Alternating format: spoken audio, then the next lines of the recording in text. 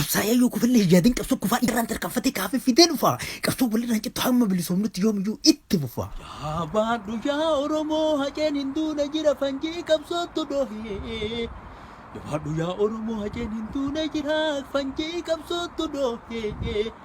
Abdii kutii naftanyaa duuba deebisuun taatu saba dhagaaf shimalaan tokkummaa ofii duwwaan. Taankiif xiyyaara moo'e amma kanaan boodatti ilmaan abbaa gadaattu aangoo irra nu jiraan reefuma awwaalate manatti galeen taa'u Oromoon dhiiga boo'e Ishoo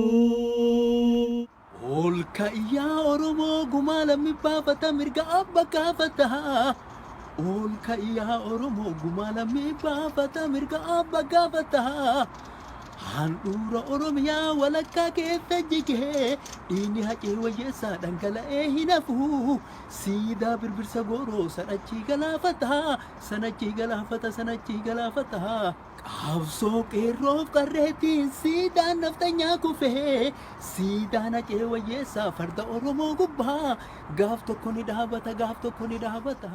Ishoo hacee silaa ajjeeftee jawaariin ukkaamsita intarneetiin cuftaa miidiyaa hin saamsita kan keessumni kalaahee nafxanyaa afaan bareessinu duguugu jira yaa abiyoot kaasa'ee balaan sitti haa bu'u ka'akaa koo balaa'ee.